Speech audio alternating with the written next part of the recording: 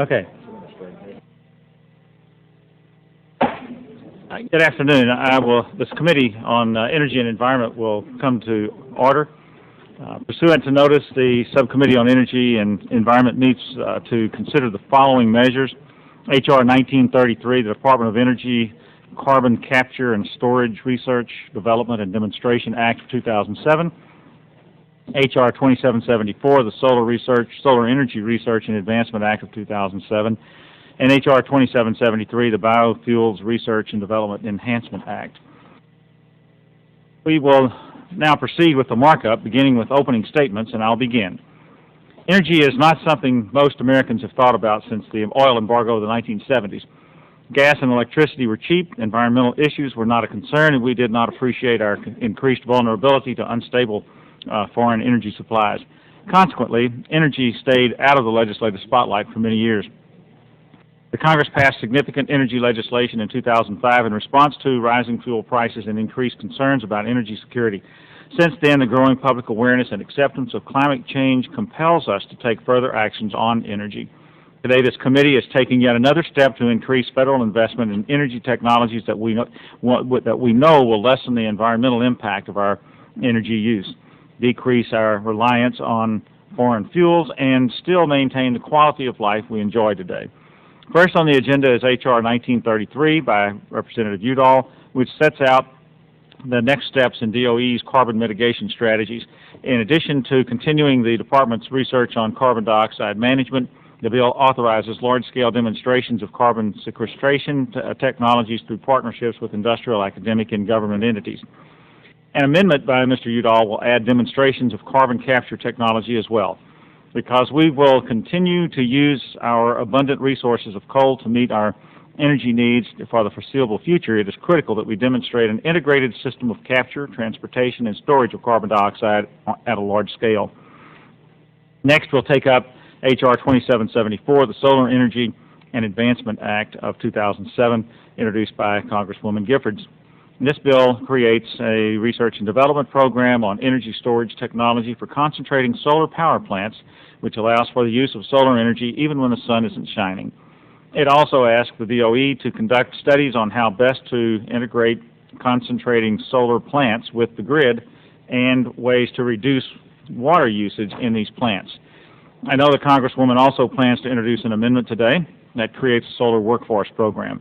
And this will further improve the bill, and I look forward to hearing what my distinguished colleague has to say about it soon. And finally, the subcommittee will consider my bill, H.R. 2773, the Biofuels Research and Development Enhancement Act.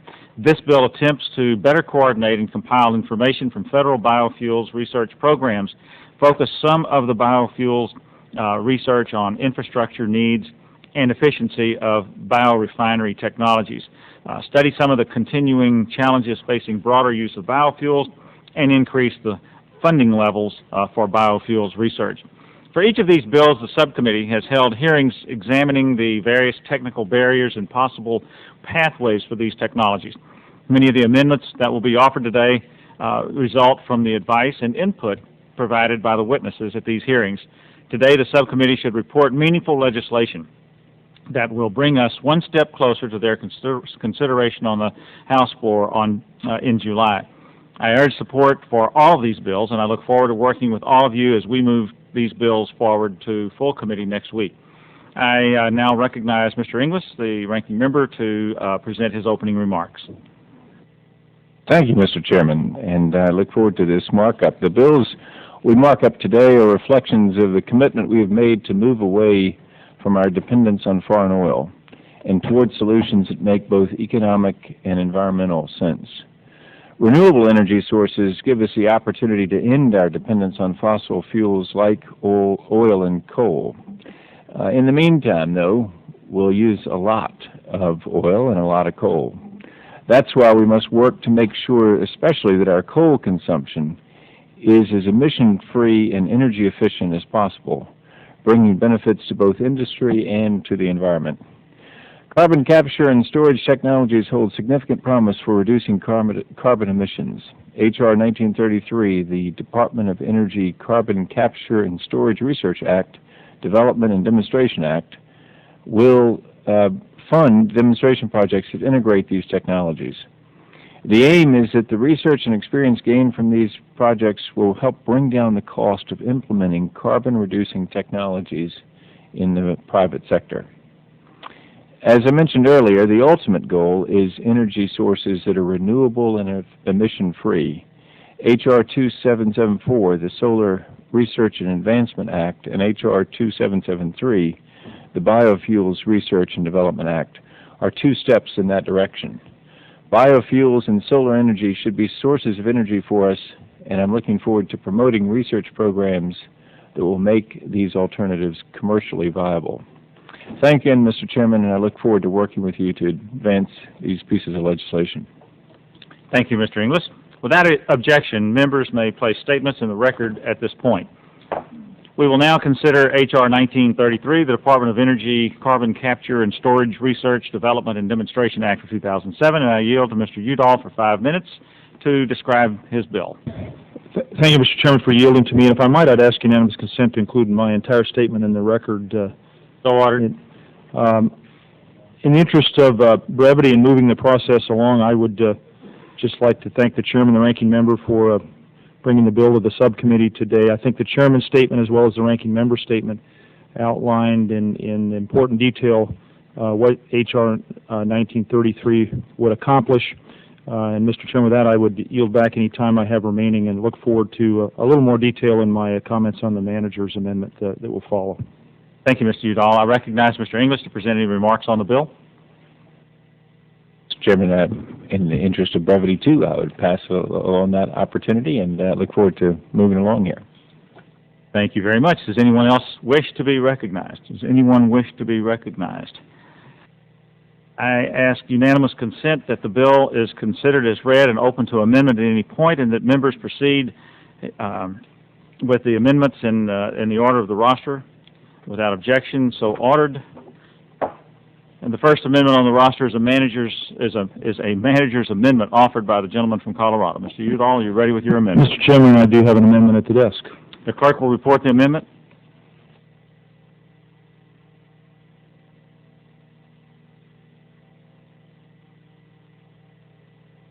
I ask unanimous consent to dispense with the reading without objection. So ordered, and I recognize the gentleman from Colorado for 5 minutes to explain the amendment. Thank you, Mr. Chairman. The manager's amendment makes a number of technical and substantive changes to H.R. 1933. Let me take a brief moment to describe the substantive changes. The amendment adds a new section to the bill authorizing at least 3, but no more than 5 demonstrations of carbon dioxide capture technologies. It further includes an authorization for funding these carbon dioxide capture demonstrations at a total of no more than $180 million per year for 4 years starting in fiscal year 2009. Second, my amendment increases the funding level for the large-scale carbon dioxide sequestration demonstrations to $140 million per year for 4 years beginning in fiscal year 2008. The amendment further defines what size projects would be eligible as large-scale injection projects. The basic measurement would be projects involving at least 1 million tons, but the Secretary would have discretion to adjust this in appropriate cases. The revised section also encourages integrating the storage technology demonstrations with the capture technology demonstrations. This is intended to provide operational experience with an integrated system of capture, transportation, and storage of carbon dioxide at scale. The amendment authorizes the National Academy of Sciences to conduct an independent review and oversight of the injection program to ensure its benefits are maximized. The amendment also authorizes the Assistant Administrator of the Office of Research and Development of the EPA to conduct a research program on what procedures may be necessary to protect public health, safety, and the environment from impacts that may be associated with the separation and sequestration of greenhouse gases. I would like to underscore that this is a research program and this EPA office does not issue regulations. Finally, the amendment includes $100 million annually for fiscal years 2008 through 2012 to fund the Department of Energy's fundamental R&D at the laboratory scale. This funding will allow for continued examination of new approaches on carbon dioxide capture and sequestration. Mr. Chairman, I think the amendment improves the bill significantly, and I would urge my colleagues to support the amendment. Thank you, and I yield back any time I have remaining. Thank you, Mr. Udall. Is there further discussion on the amendment? Further discussion on the amendment? Mr. Chairman, Recognized. Just a couple of questions for you all or council or someone.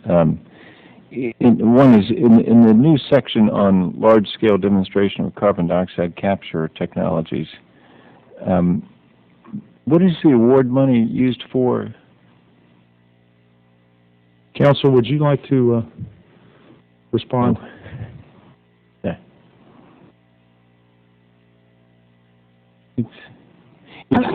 Could you repeat that again? Yeah, in the large-scale demonstration of carbon dioxide capture technologies, that new section, there's award money, and the question is, what can the award money be used for? Can be used to purchase carbon capture technology. What part of the process is considered capture, and how is the cost determined, and basically, what about the federal share to be used to purchase the carbon from the company? The federal share of this particular section would be a 50-50 cost share, and that's described right below that. That's because it's carbon capture, right? The carbon capture sequestration section is 80/20? Correct, that's correct. And then in regard to your question about what the award would be for, that is largely at the discretion of the Secretary, but it could be they could use it to apply to the purchase of the carbon or for the technologies. And then second question, in the manager's amendment, the cost share for the large-scale sequestration, testing and deployment differs from the cost share for the large-scale demonstration of CO2 capture technologies. I'm working here to try to understand the need for the cost share to be different for each. You maybe explain to council or someone why those are treated differently? Council? Sure. In Section 988 of EPACT 05, the cost-sharing provisions, the research and development is under one section, and the demonstration and commercial application is under a separate section with different cost-share arrangements. However, the section for demonstrations also has room for the Secretary to reduce that non-federal share, at his or her discretion. So, I guess we're comfortable with that. Does the gentleman have concerns about those ratios? We're mostly just trying to make sure we understand how it works. So, My impression, I think I still control the time. Yeah. Mr. Chairman. My impression is this is based on other similar relationships and arrangements, and as council suggested, the Secretary has quite a bit of discretion, particularly on the higher end here when you have a 80% government funding, 20% match, to move that around if that seems to make sense given the circumstances.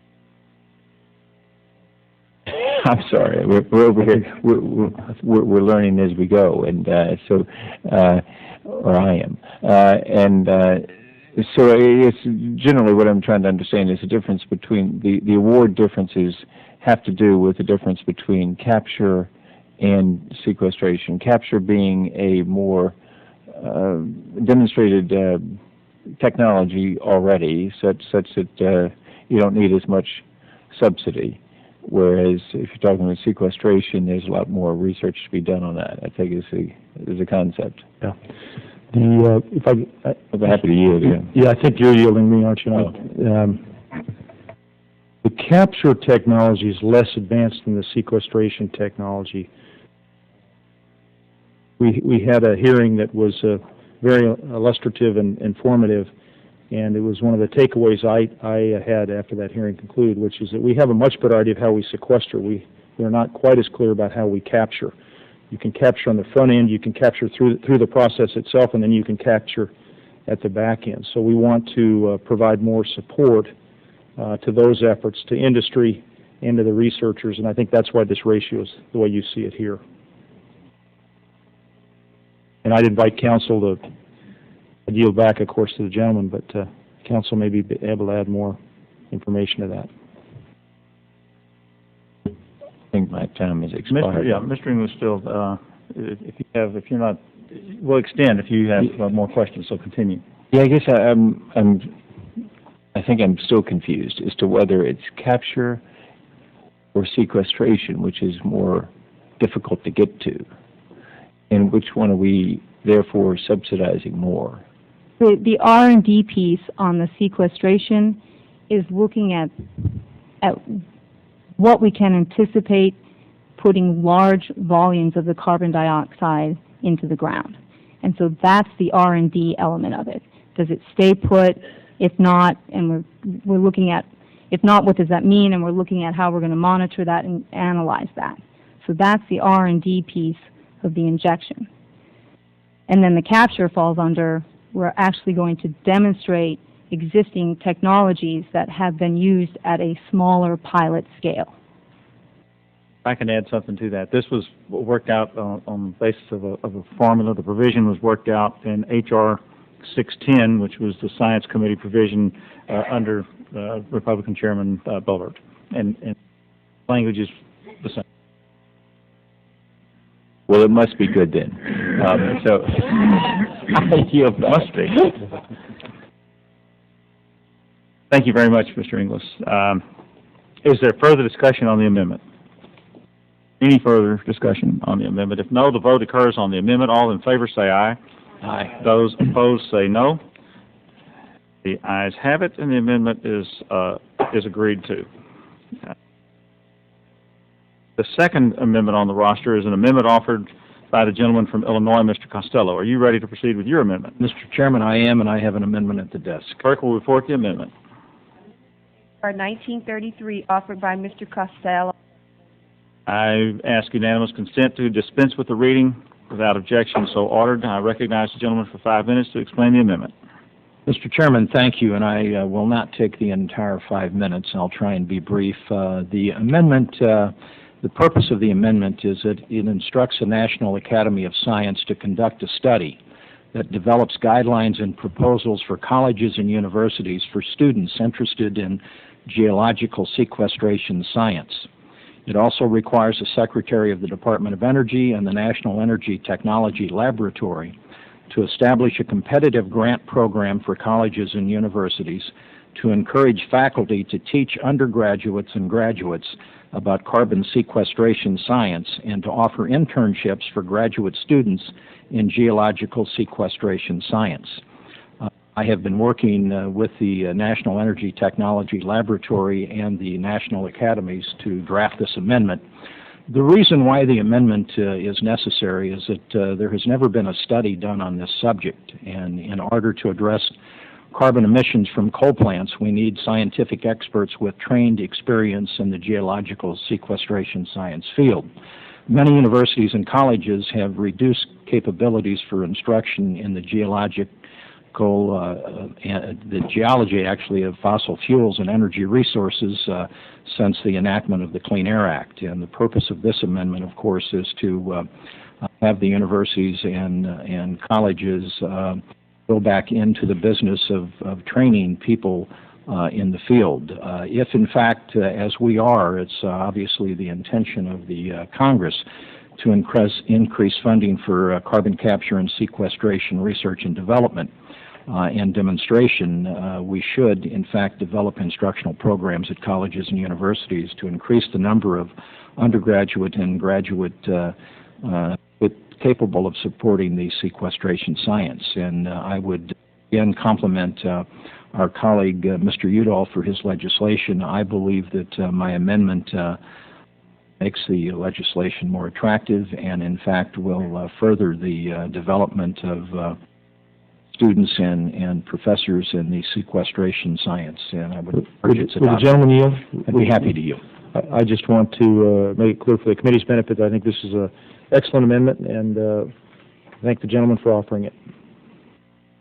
Yield back. Is there further discussion on the amendment? If no, the vote occurs on the amendment. All in favor say aye. Those opposed say no. The ayes have it. And then the motion is agreed. The amendment is agreed to. Are there any other amendments? Any other amendments? Hearing none, the vote is on the bill, H.R. 1933, the Department of Energy Carbon Capture and Storage. Mr. Chairman, I wonder if we need to roll that vote, since we have to? I guess we do, don't we? I don't think we have enough people here.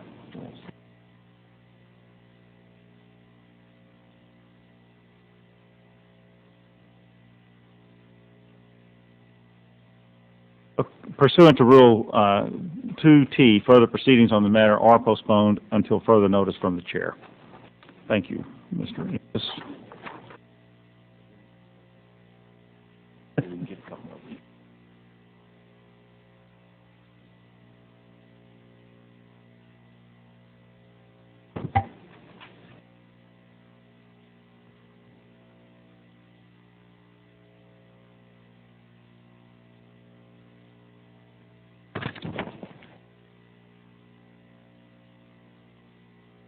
Okay, we will now consider H.R. 2774, Solar Energy Research and Advancement Act of 2007, and I yield Ms. Gisford's 5 minutes to describe this bill. I want to thank Chairman Lamson and Ranking Member Inglis for considering H.R. 2774, the Solar Energy Research and Advancement Act, in subcommittee this afternoon.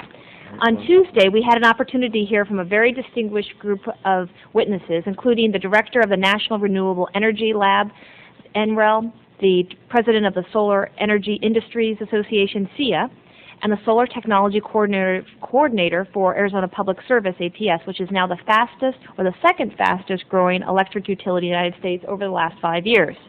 Many members of the subcommittee attended the hearing, and I believe that we had a very informative and engaging dialogue on the discussion draft of this legislation. The bill before us today contains two main components that will move research and development forward on concentrating solar power. The first would establish a thermal energy storage research and development program within the Department of Energy. This will help us solve perhaps the most significant problem with concentrating solar power technology, energy storage. We need more advanced technology so that we can store solar energy when the sun shines and use it at night or on cloudy days. This is critical for energy reliability and viability. In giving his strong support for this research at the hearing, Dr. Dan Arvisu from NREL said that the ability for CSP technologies to store energy presents an opportunity to produce baseload power at about 5 cents per kilowatt hour. Such systems would include 13 to 17 hours of thermal storage and would compete with the cost of power from coal plants using carbon sequestration technology. It is expected that an aggressive R&D program could achieve this cost goal by 2020. The second component would require the Department of Energy to conduct 2 concentrating solar power commercial application studies. One study would look at methods to integrate concentrating solar power energy into regional electricity transmission systems. The best time of the day to produce and use solar energy is from 10 a.m. to 5 p.m. We need to research how to connect major solar power plants to the electric grid, relieve expensive demand on electric utilities, and use solar energy during these peak hours. But we also need to figure out how to bring this abundant resource from the southwest and sunny areas to the entire country. The other report would require DOE to examine methods to reduce the amount of water consumed by concentrating solar power systems. Given the strains of water resources in the Southwest, we must study the subject so that we can realize the full benefits of this technology. In addition to the initiatives I've just laid out, I'll also offer an amendment today. And as I said on Tuesday, solar power is not a partisan issue. The sun beats out on Democrats and Republicans and independents alike with equal intensity, and I know that this bill is going to help us really harness the power of the sun. So I look forward to the members' support for this legislation, and I will continue to work with all of you as we move forward in this committee. Thank you very much. I recognize Mr. Inglis for any remarks. Mr. Chairman, I have no questions, and hope that we can move rapidly. Does anyone else wish to be recognized? I ask unanimous consent that the bill is considered as read and open to amendment at any point, and that members proceed with the amendments in the order of the roster without objection. So ordered. The first amendment on the roster is an amendment offered by the gentlelady from Arizona. Ms. Giffords, are you ready to proceed with your amendment? Yes, Mr. Chairman, I have an amendment at the desk. The clerk will report the amendment. Amendment to H.R. 2774, offered by Ms. Gifford. I ask unanimous consent to dispense with the reading without objection. So ordered. I recognize Ms. Giffords 5 minutes to explain the amendment. Thank you, Mr. Chairman. My amendment will establish a competitive grant program to create and strengthen solar industry training and internship programs across the country. This will ensure that workers obtain the necessary skills to install, operate, and maintain solar energy products. The need for this program is clear. The solar energy industry is growing at a very fast pace, and we need to ensure that we have a skilled workforce to sustain this growth. A strong solar industry will stimulate business development, create new jobs, help protect our environment, and promote energy independence. This amendment requires DOE to ensure sufficient geographic distribution of training programs nationally. And to ensure quality control, grants will only be awarded for certified training programs or new and growing programs with a credible path toward certification. At Tuesday's hearing, we heard testimony supporting this legislation from Ms. Jane Weissman, Executive Director of the Interstate Renewable Energy Council and Vice Chair of the North American Board of Certified Energy Practitioners, as well as from Joseph Sarubi, Professor and Chair of the Building Systems Technology Department at Hudson Valley Community College. Ms. Weissman expressed support for this workforce development training by stating that current training opportunities fall far short of the demand expected for qualified workers. We need more classroom and hands-on training tailored to meet local labor needs. She also noted that training needs need to be based on industry standards so that students are taught the right skills with the right equipment. This amendment will help us achieve two important goals. One, expanding the market for solar energy products by creating a trained, reliable workforce that can install and maintain solar equipment for wider use in commercial and residential settings. And number two, training people for good-paying jobs right here at home. I look forward to members' support for this important addition to the Solar Energy Research and Advancement Act. Thank you, Ms. Giffords. Is there further discussion on the amendment? If no, the vote occurs on the amendment. All in favor say aye. Those opposed say no. The ayes have it, and the amendment is agreed to. Are there any other amendments? Hearing none, and pursuant to Rule 2T, further proceedings on this matter are postponed until further notice from the Chair. We will now consider H.R. 2773, the Biofuels Research and Development Enhancement Act. I yield myself 5 minutes to describe this bill. While I believe that fossil fuels still remain an important part of any viable balanced energy strategy, we must enhance our efforts to develop a diverse set of alternative energy sources. Biofuels represent one of our best opportunities to accomplish this. Though we have seen amazing growth in our country's biofuels development, mostly in the form of corn-based ethanol and soy-based biodiesel, ethanol still represents only 5% of the total gasoline sold, and biodiesel is an even smaller portion of the total diesel market. Surely we would not be where we are today without the efforts of those who pioneered the development of our corn-based ethanol industry. But the future of biofuels lies in diversifying the feedstocks to include cellulosic materials such as grasses, wood, and waste materials. Current technologies for the development of cellulosic biofuels continue to be expensive and not yet cost competitive with corn-based ethanol. Research breakthroughs could bring down costs and greatly increase the process efficiency, sparking another revolution in the biofuels industry. H.R. 2773, the Biofuels Research and Development Enhancements Act, presents another effort toward reducing our country's dependence on foreign sources of oil and building a domestic industry for clean, renewable fuels. The bill has several key components. The bill creates 2 focused research efforts within the existing bioenergy research program created in the Energy Policy Act of 2005. First, recognizing the inherent problems with transporting and storing biofuels in the existing petroleum fuels infrastructure, this section establishes a program of research, development, and demonstration for modifications and treatments to existing infrastructure and research and development of new infrastructure systems for biofuels. Recognizing the technical barriers to increasing the production of biofuels, the bill also establishes a program of research, development, demonstration, and commercial application of technologies to increase the energy efficiency and reduce the energy consumption of biorefinery facilities. The bill will help to better coordinate and compile the rapidly expanding base of information from biofuels research programs by setting up a DOE center to serve as a clearinghouse of information related to the research, development, and commercial applications of technologies related to biofuels and biorefinery technologies. The bill will provide research grants in states with low rates of biofuels production to work toward the development of biofuels assets. And the bill will expand the Bio Research Center program created in the Energy Policy Act of 2005, allowing for the establishment of additional regionally dispersed centers. The bill also directs the Secretary to conduct several studies. These studies relate to the increasing the utilization of biodiesel, examining the feasibility of mid-level ethanol blended gasoline, and the challenges of using such blends. The engine durability associated with use of differing blend levels of biodiesel, and the technical challenges to optimizing the engines of flex fuel vehicles to more efficiently use E85. Last, the bill makes additional commitments to ongoing biofuels research programs by increasing the authorization levels for these programs. This increase will also accommodate the new focused infrastructure and efficiency research efforts I mentioned earlier.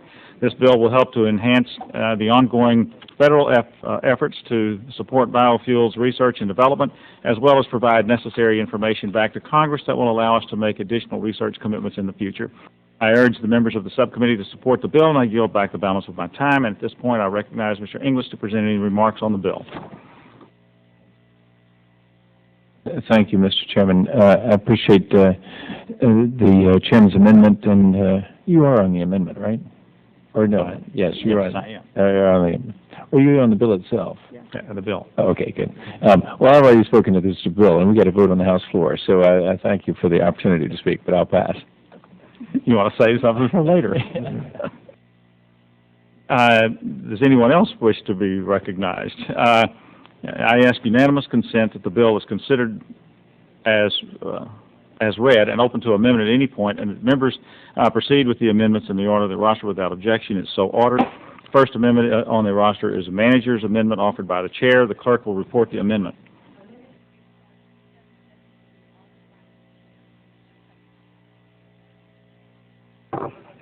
I ask unanimous consent to dispense with the reading without objection, so ordered.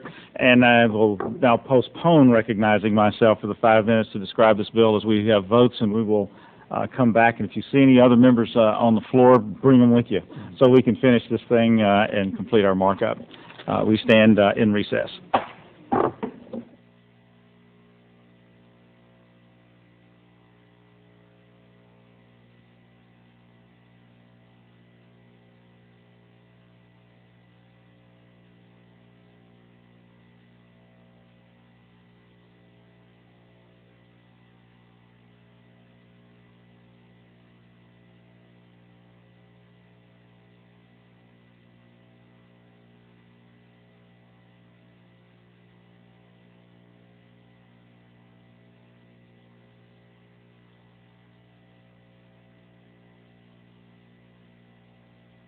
Here we go.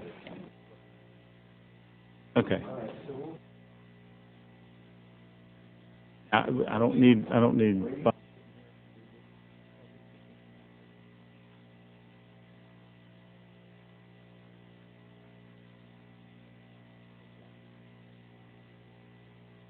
Back.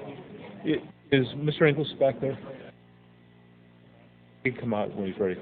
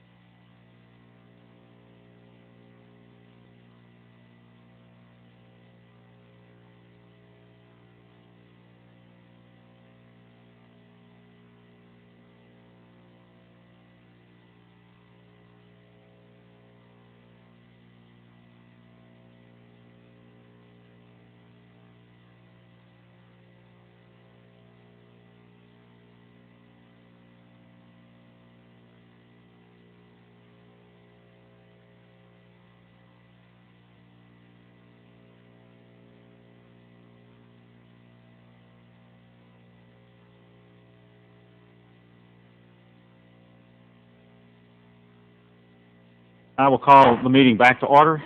Thank you for everyone's patience while we went off to vote. We had left with the dispensing of the reading of the bill, and but at this point will recognize myself 5 minutes to explain the amendment. The manager's amendment I offer will make several simple but necessary changes to the bill. Following the testimony of the witnesses at our hearing, consultation with the minority staff, and a last review of the bill, I offer this amendment to resolve a few technical issues, clarify the intent of a few provisions, and resolve some concerns raised by members of the subcommittee. More specifically, the amendment makes the following changes. It clarifies that the Technology Transfer Center, not the Secretary of Energy, will carry out the tasks of the center. Recognizing that the Department of Transportation regulates pipelines, the amendment ensures that the Secretary of Energy will consult with the Department of Transportation as it engages in the infrastructure research and development program created in Section 3 of the bill. 3, it removes a few unnecessary focus areas for the infrastructure research program created in Section 3 and provides the Secretary with the ability to look at other areas deemed appropriate. 4, it inserts a more appropriate definition of biodiesel for the purpose of the study in Section 4. And 5, and finally, the following discussion at the subcommittee hearing, the amendment reduces the number of bio-research centers authorized in the bill from 11 to 5.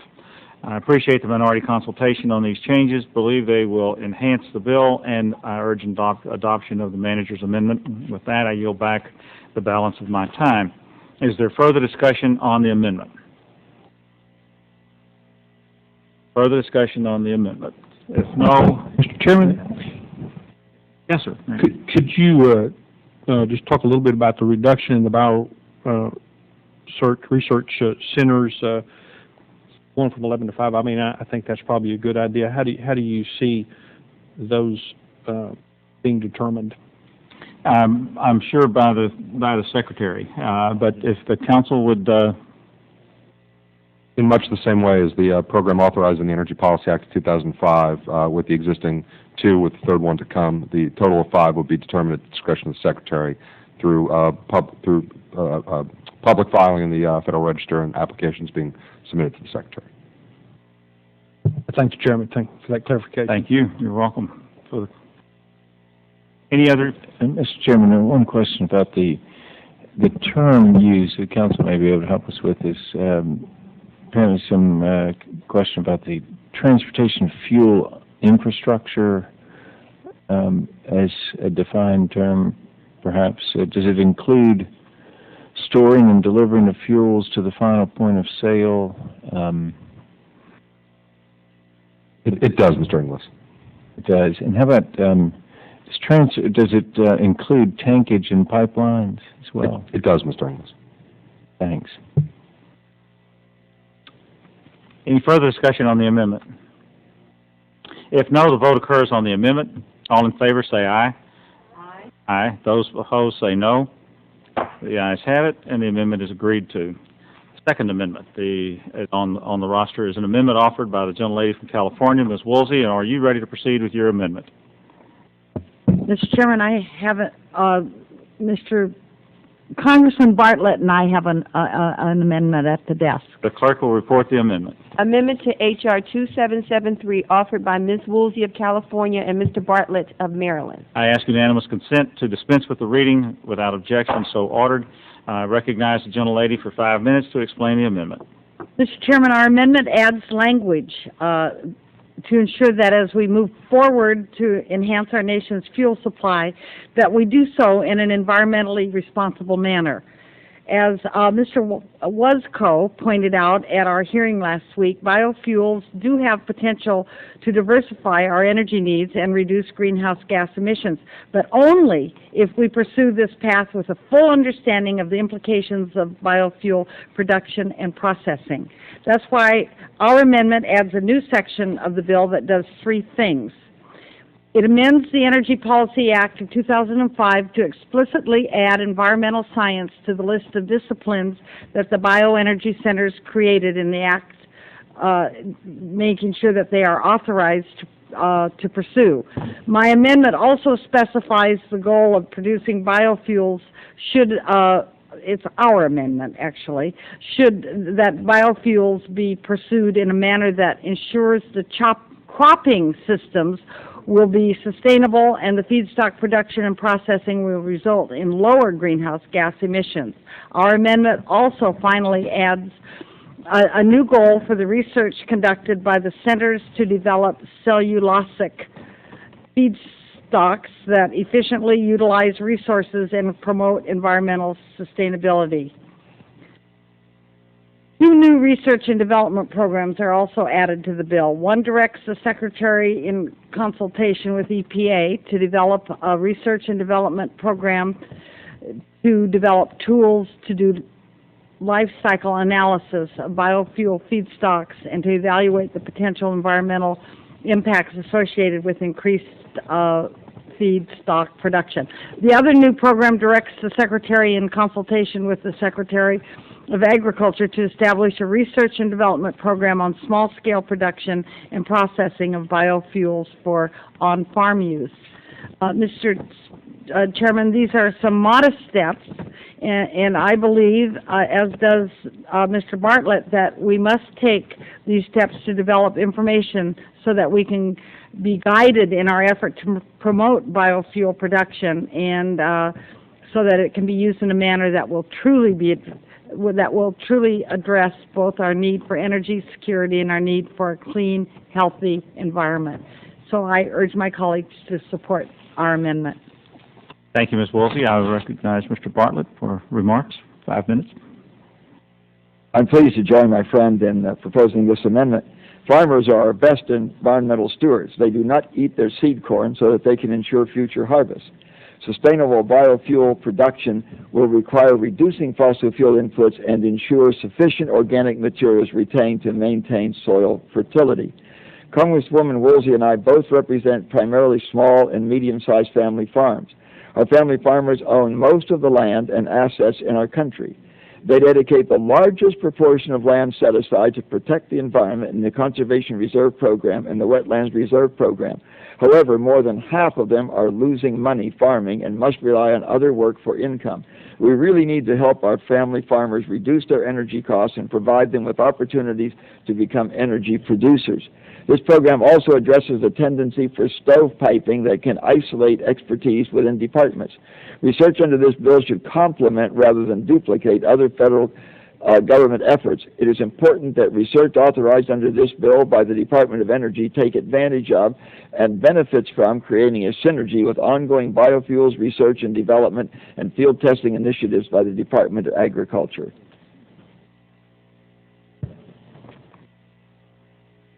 Thank you, Mr. Bartlett. Ranking Member,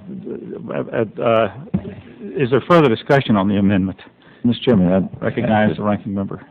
A question for Ms. Woolsey and Dr. Bartlett is, I want to make sure that what we're doing here is not letting the perfect be the enemy of the good. If we have a requirement that these alternative energies be created in, quote, sustainable production systems that reduce greenhouse gas emissions, if that's the case, are we basically making it so that you've got to have a perfectly elegant system to create these new fuels such that we'll never get there? Because right now, for example, we create hydrogen by reforming natural gas, which creates CO2, I assume, Dr. Bartlett. And if it does... If the gentleman would yield, that is true. And if you used it no more efficiently than you use the energy source in which you produced it, you would be increasing the CO2 footprint. But hopefully you would use the hydrogen much more efficiently, as for instance in a fuel cell, which will operate at least twice the efficiency of a reciprocating engine, where you reduce the carbon footprint. If you are going to increase the carbon footprint, and if it's not going to be sustainable, then I don't know why you would want to do it. Well, it would certainly be counterproductive to even start down that road, wouldn't it? Well, no, I don't think so, because what you might have to do is you might have to pursue a technology for a period of time, learn what you can out of it, and then proceed to the next technology. Well, if the But gentleman will yield. if you wait for the most elegant technology, you may wait forever. Well, So that, the Wright brothers, if they could have waited for a jet engine, it's better than a propeller, I suppose. But you can't do that. You got to go ahead with the propeller and get it going, and then later you get a jet engine. Gentleman Gio, I appreciate what you're saying. I agree with you totally, but this amendment certainly does not do that. All this says is that if you are starting down the road whose terminus you know will result in depletion of our topsoils and in the production of more CO2, a bigger CO2 footprint, you would never start down that road. Hopefully tomorrow you will be better than you were today, but you shouldn't start down a road that you know leads you totally to the wrong place. If you know that to begin with, you shouldn't start down that road. I think that's all this legislation says. Well, then I think that you must be assuming you're clairvoyant then, because you must also assume that it's also all linear, because it's not linear.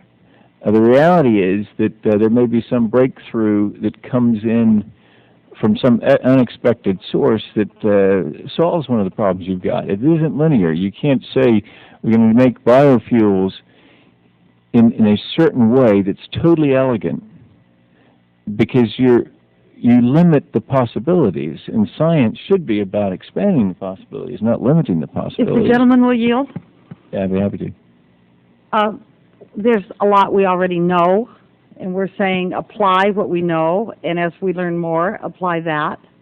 What we want to prevent is we want to prevent some fad from being the new biofuel energy and find out 10 years from now that did nothing but raise the price of corn, for example, so that our dairies can't even afford it, and when we haven't gotten any advantage for our environment. So there's things we already know. We'll build on that, and we take what we know into account, and as we learn more, we take that into account. Right. We go forward. Well, I would observe that there's some exciting things in the area of production of biomass that may be as elegant as what we all hope to have someday. But there are others that aren't quite so elegant. In the meantime, we're learning a lot through the not so elegant. And to sort of, it seems to me this amendment, I'm not sure the full effect of it, but it seems to me it's just a cursory reading of it that it seems to limit those possibilities by saying you got to have total elegance. Well, I didn't see the name, the word elegance, if the gentleman will yield again, ever in our legislation. What we're looking for is a check and balance so that we don't just go straight down some path and then find out, well, that was the wrong way to go. Assuming that example for me would be corn and ethanol, that's the way we're going, so then we don't look at some better ways to produce energy efficiencies. So could any of the research that we're talking about under this bill, if this amendment prevails, could any of the research be devoted to corn ethanol?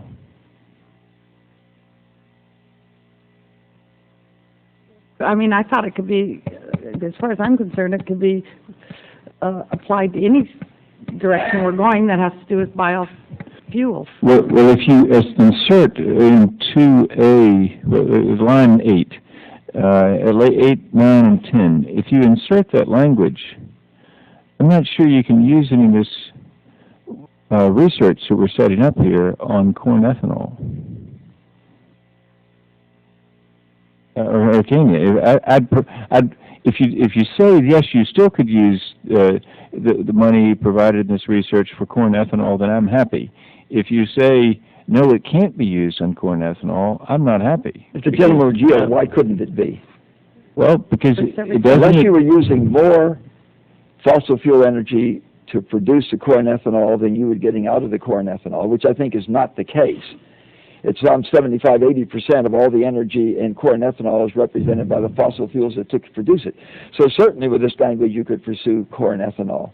Well, is that, well, then you're making me happy. So it can be done, corn and ethanol can be done in, quote, in sustainable production systems that reduce greenhouse gas emissions, close quote. If it only takes 75% as much energy or 80% as much energy to produce the corn ethanol as you get out of it, certainly you're reducing the CO2 footprint. Well, then what does that quote that I just read take out of consideration? What quote was that? Lines 8, 9, and 10. What does it take out of the realm of possibilities? Well, actually, it's not intended to take anything out. It's intended to be a research project so that we know what is and what is not effective. I mean, where we get the best bang for our buck. I might add one comment, Ranking Member. There's nothing in this amendment which is intended to stop or slow down the production of biofuels. And if we might call on the council, if while you're still claiming the time, we'd yield to him for just a minute. Oh, yes, certainly. Hear his comment. Nothing in Section 977 of the Energy Policy Act would preclude research on corn or any other feedstocks.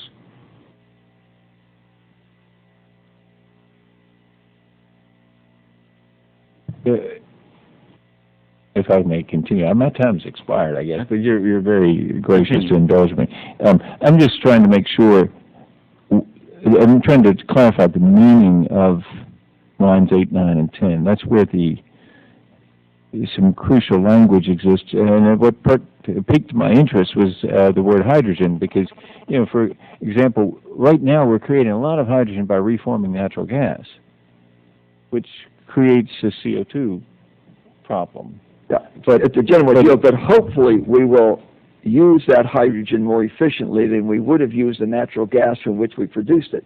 Otherwise, there would be no reason to produce the hydrogen. Yeah. When you find one reason. When you use the hydrogen, you produce water. That's pretty clean. And it's very much more difficult to clean up the use of energy when you're using it in small amounts as you are in a car. It's a whole lot easier to clean it up in a major, like an electricity producing facility or something like that. Even if you were coming out even, you might still want to go to hydrogen because when you use it, it is really clean. But hydrogen has such a potential. It is a great candidate for fuel cells. And the hope would be that when we finally get to using hydrogen, have a hydrogen economy, it would be with fuel cells. We're not there yet. It's probably another decade or more before we get there. But I think that was the dream of everybody who was promoting hydrogen. It's a great candidate for fuel cells. Right. And I'm looking for maybe the council can help us with this, can you help me read the paragraph that with the insert in it? It's We're talking about lines 8, 9, 8, 9, and 10. It would be, that would add it to B1. 1. So the paragraph B would read goals. The program shall have the goal of developing technologies and methods based on the biological functions of genomes, microbes, and plants that, and the amendment is added to the following.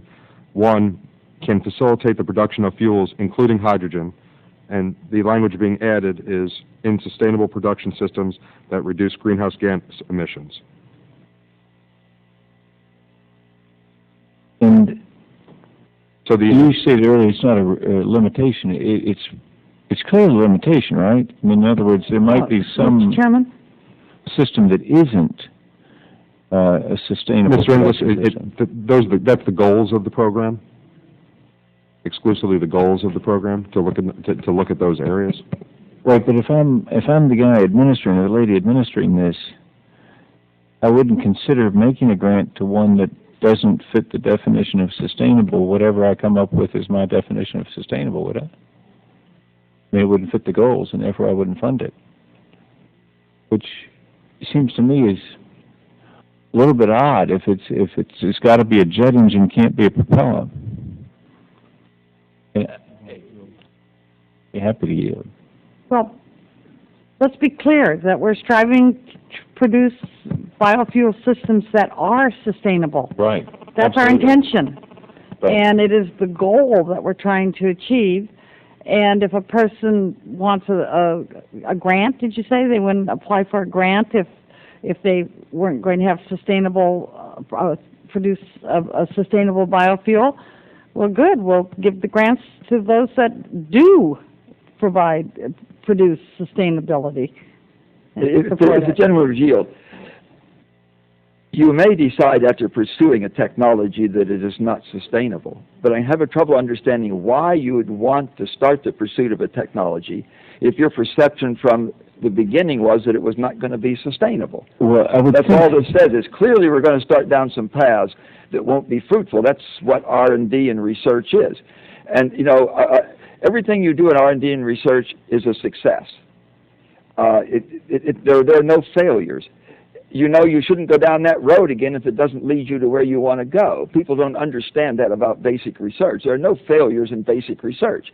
You're testing a hypothesis, and you test a hypothesis, and if that's the wrong way to go, you go somewhere else.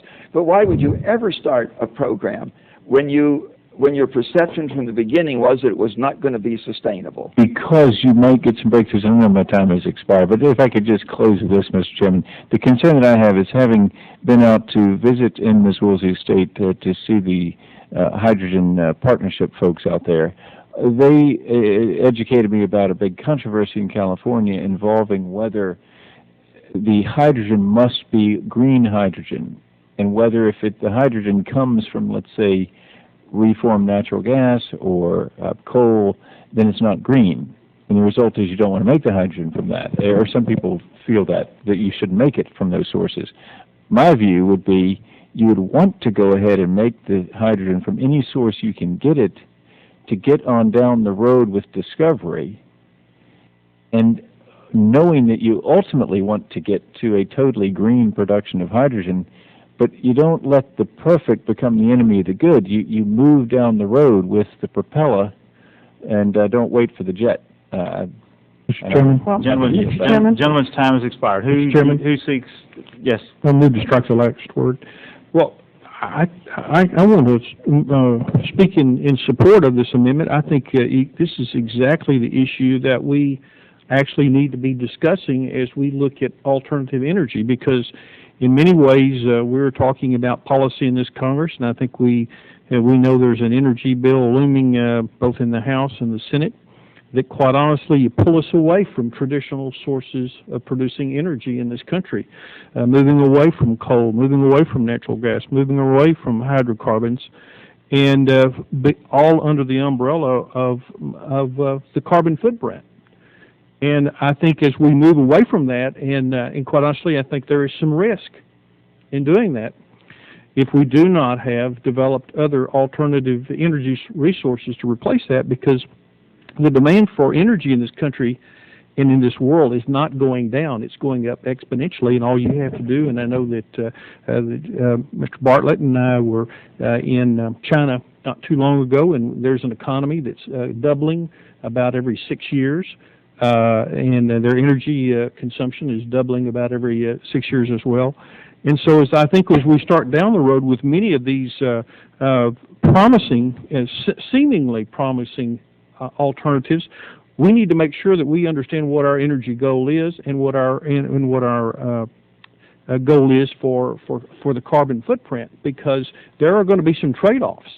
And so it makes sense to measure those trade-offs before you move a whole industry, and certainly I have a lot of ethanol production plants under construction in my district, and there's a lot of promise there.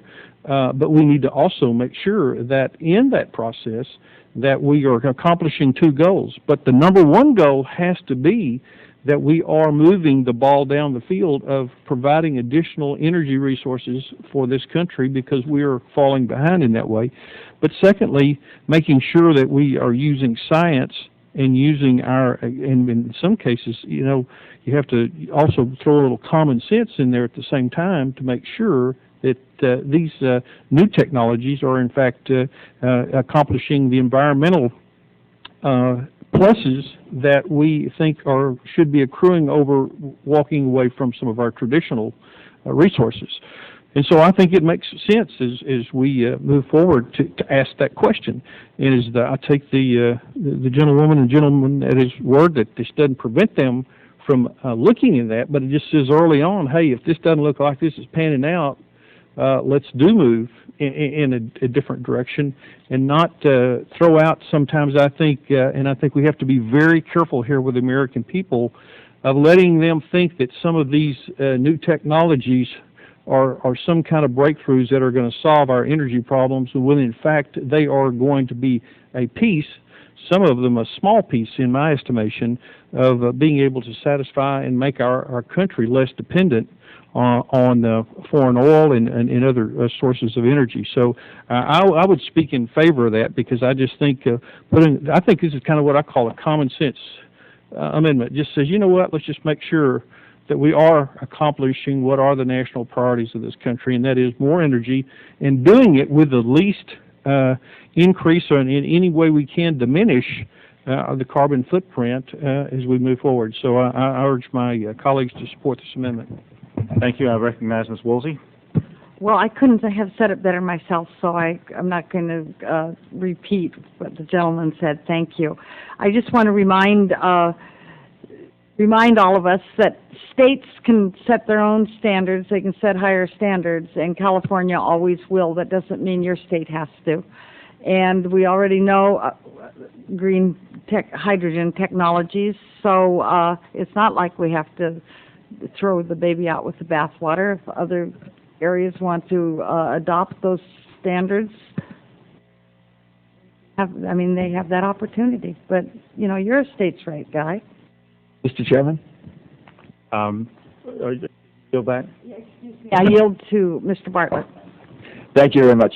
Mr. Chairman, I am very sensitive to the concerns that our ranking member has, and I would like to note that this is the subcommittee, that if this language can be improved, I would like to commit that I would like to work with our ranking member so that we can improve this language if it needs improved, so that a manager's amendment, when this goes to the full committee, would include the improved language so that nobody has the kinds of concerns that our ranking member has. Thank you very much. Do you want to make another comment? It's in lady will yield. I think it's a very nice offer from Dr. Bartlett, and I accept that offer. Any other discussion on the amendment?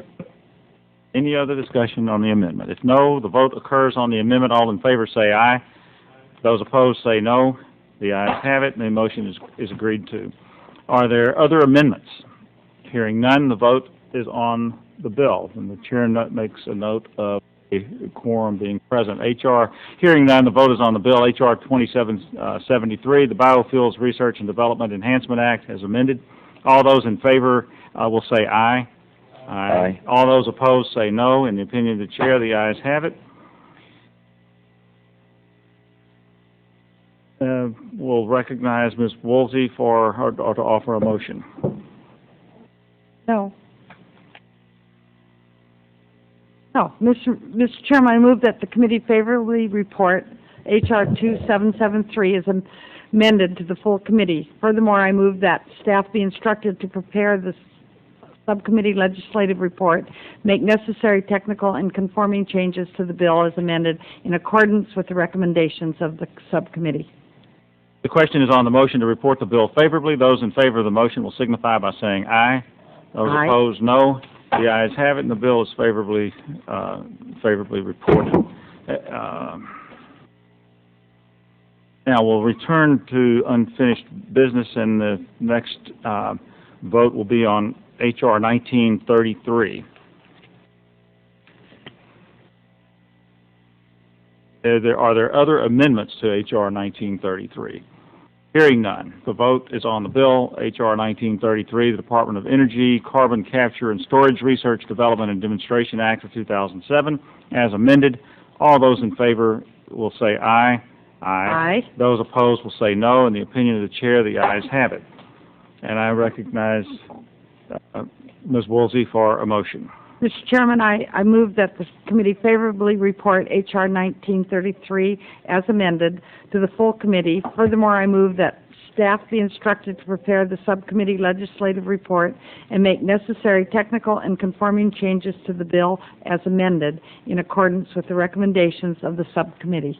The question is on the motion to report the bill favorably. Those in favor of the motion will signify by saying aye. Aye. Those opposed, no. The ayes have it, and the bill is favorably reported. The unfinished business on vote number on H.R. 2774. Are there other amendments to H.R. 2774? Other amendments? Hearing none. The vote is on the bill, H.R. 2774, the Solar Energy and Research and Development, the Solar Energy Research and Advancement Act of 2007 as amended. All those in favor will say aye. Aye. Those opposed will say no. In the opinion of the chair, the ayes have it. I recognize Ms. Woolsey for a motion. Mr. Chairman, I move that the committee favorably report H.R. 2774 as amended to the full committee. Furthermore, I move that staff be instructed to prepare the subcommittee legislative report and make necessary technical and conforming changes to the bill as amended in accordance with the recommendations of the subcommittee. Question is on the motion to report the bill favorably. Those in favor of the motion will signify by saying aye. Aye. Those opposed, no. The ayes have it, and the bill is favorably reported.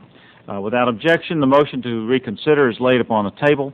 Subcommittee members may submit additional and minority views on the measure.